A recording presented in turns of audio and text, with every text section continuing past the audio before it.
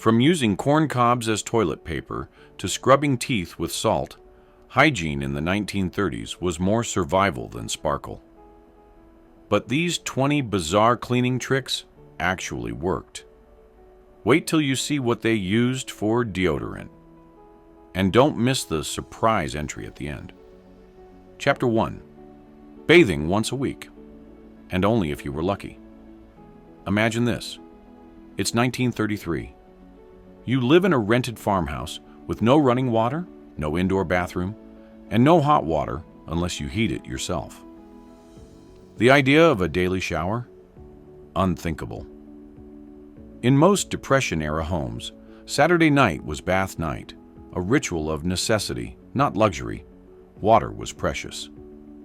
In rural America, only 10% of homes had indoor plumbing by 1930, according to census data. That meant water had to be pumped by hand, hauled inside, and boiled on a wood stove. Families often bathed in metal washtubs, starting with the youngest child and reusing the same water up the family chain. Soap wasn't perfumed or fancy. Most used homemade lye soap, rough on skin but effective. Shampoo? Not common. Women used vinegar rinses or brushed talcum powder through their hair to remove grease. In urban areas with tenement housing, families often visited public bathhouses, paying 5 to 10 cents per visit. These city bathhouses saw thousands of visitors each week, with strict time limits and shared bars of soap.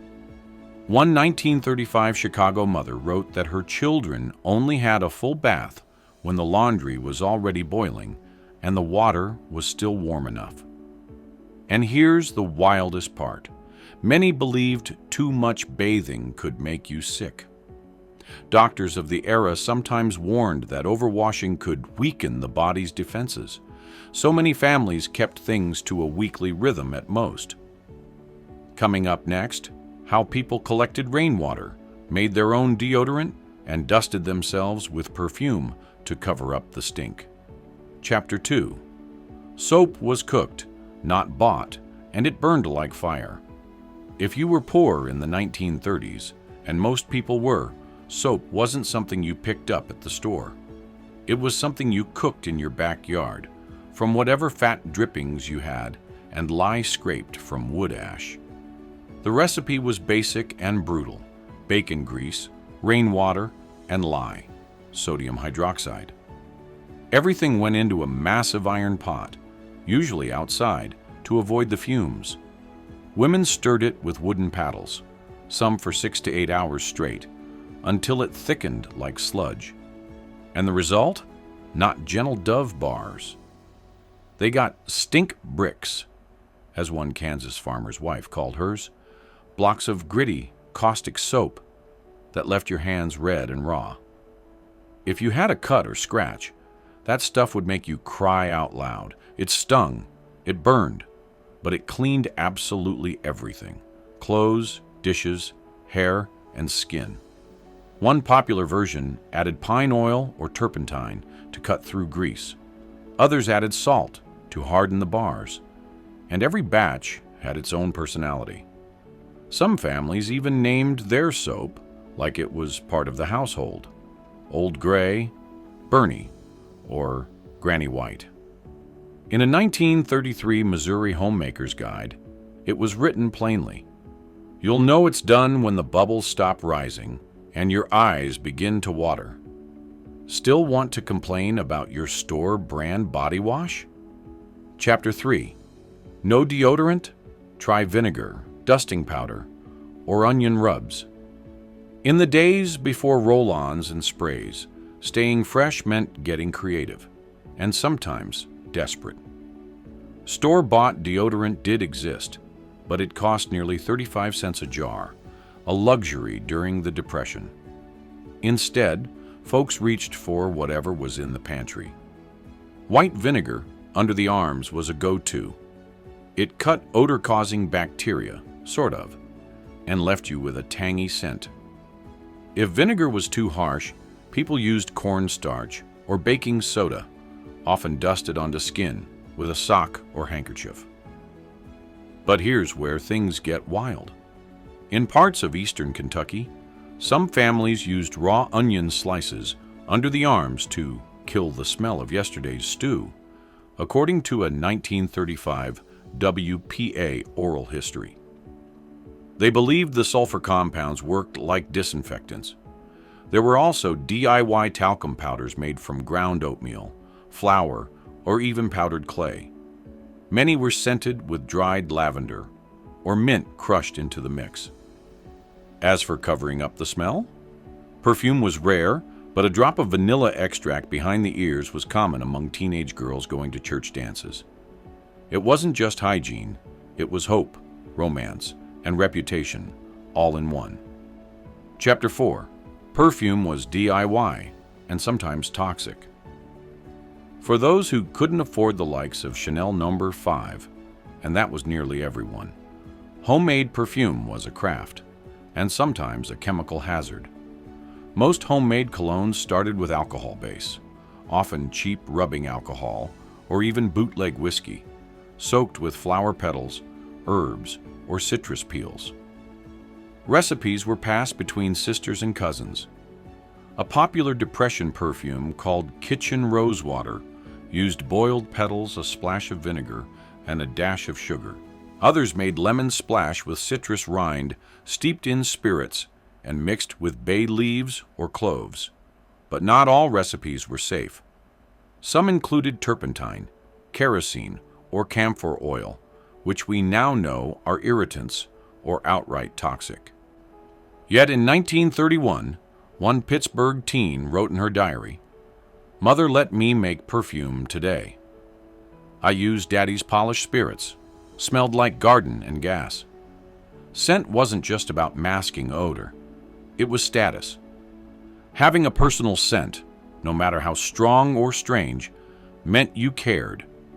It meant you were worth something, even if your shoes were patched and your dress came from a flour sack.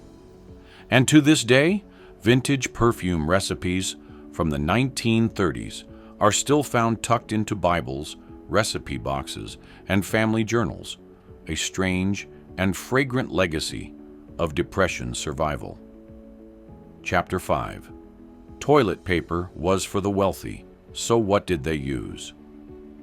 In the 1930s, America, toilet paper, was not the bathroom essential we consider it today. A single roll cost about 10 cents, a steep price when families lived on $1 to $2 per day. Instead, people wiped with what was free: newspaper, corn cobs, catalog pages, and even handfuls of hay. The Sears Roebuck catalog had a double purpose in many homes, used first for browsing, then for bathroom duty. Its soft paper was prized over slicker pages like Montgomery Ward's. One Iowa farmer recalled carefully removing staples and storing the pages in a wooden box nailed beside the outhouse door. In rural homes, cloth squares were common, washed, sun-dried, and reused.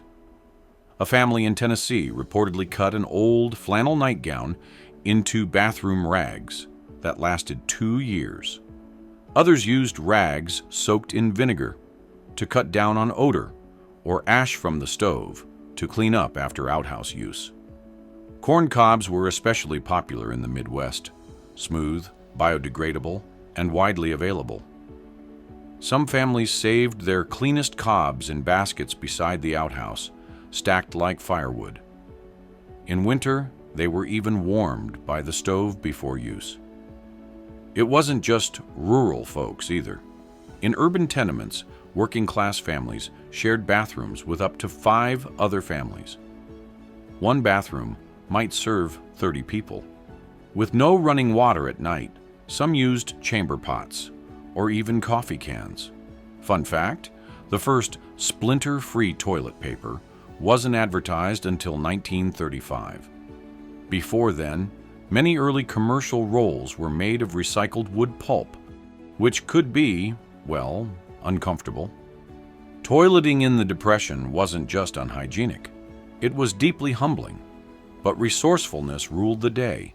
Families found a way, even if it involved yesterday's headlines or last summer's corn harvest. Chapter 6. Dental care? Salt rubs, baking soda, or nothing at all? During the Great Depression, toothbrushes were a luxury, and toothpaste even more so. In 1932, a store-bought tube of toothpaste cost between 15 and 25 cents.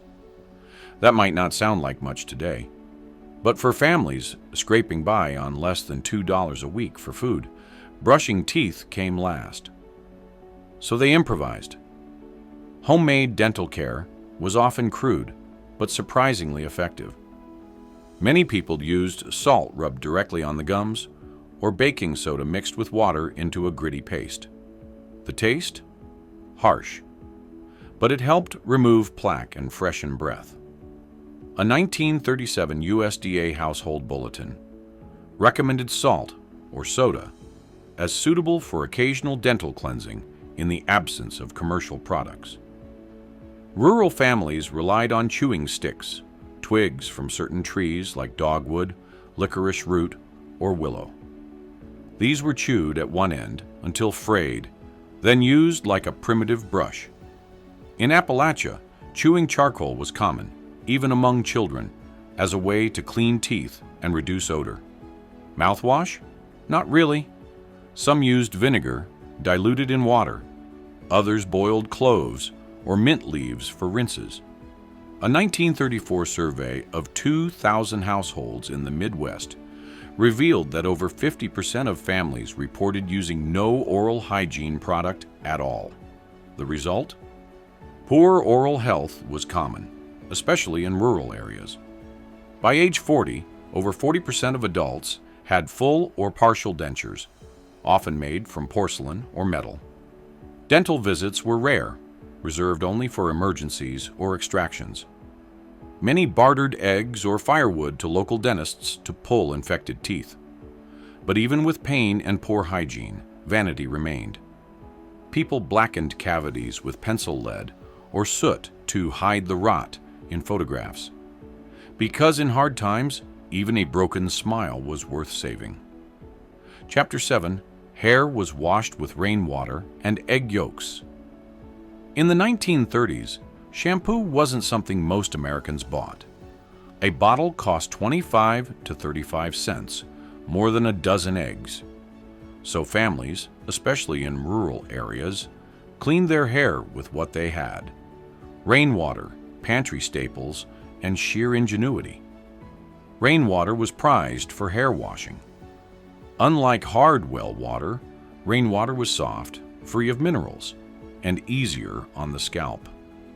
Families collected it in barrels under roof eaves, often saving it for bath day, typically Saturday night.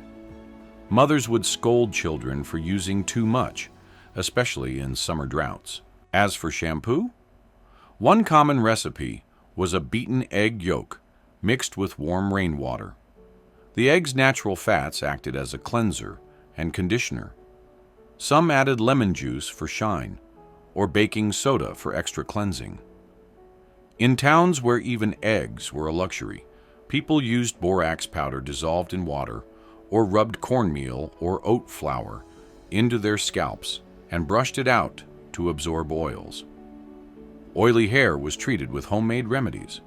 Pork fat and lemon juice added shine, while dry scalps were soothed with vinegar rinses or olive oil, if they had it. Hair was usually washed once a week or less, and always followed by a full brushing, 100 strokes with a boar bristle brush to distribute oils. That wasn't vanity. It was science. Hairstyling also followed resourceful rules. Women curled hair using rags or bobby pins made from bent wire. Boys slicked their hair with Vaseline or bear fat before church. Some even made pomade by melting paraffin wax and axle grease. In the Dust Bowl, girls rubbed kerosene through their hair to kill lice. Effective, but dangerous. Yet, no matter how rough the times, hair was sacred. As one 1933 Kansas girl wrote in her diary, "We might not have shoes, but we have curls." Chapter 8. Hygiene wasn't just survival, it was social pressure. In Depression-era America, being clean wasn't just a matter of health, it was a matter of pride, dignity, and reputation. Even when money ran dry and shoes fell apart, the expectation to appear clean never did. In many towns, especially across the Midwest and South, Saturday night bath was a ritual as sacred as Sunday church. Families rotated through a single tub of reused water, youngest to oldest, and the water was often heated on a wood stove, pot by pot.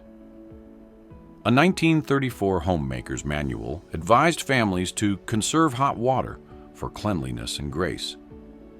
Grace wasn't about God. It was about how others saw you. Social consequences were real. Children were sent home from school for smelling bad. In Detroit, school board records from 1932 show a sharp uptick in disciplinary actions labeled unsanitary appearance. In Kansas, one teacher kept a jar of homemade lye soap by the classroom sink and made kids wash up before lessons began. Deodorants were rare, but body odor wasn't tolerated. Girls dusted their feet with cornstarch or flour. Boys shared tins of talc. And in mining towns, teenagers cleaned underarms with onion slices, believing it killed yesterday's stink. Lice? A disaster. In New York's tenements, mothers boiled combs and hats every Friday night. In Oklahoma, a common lice remedy was kerosene mixed with vinegar, rubbed into hair and wrapped in newspaper. Clothes were mended endlessly, but stains or smells, unforgivable. In one Illinois boarding house, a woman was evicted in 1935 for soiling the wash line with filth, according to city health records. Even in extreme poverty, cleanliness was a daily act of resistance. It said, "I may be broke, but I'm not broken." As one Iowa mother wrote on her wall calendar in 1931, "No shoes, no sugar, no shame."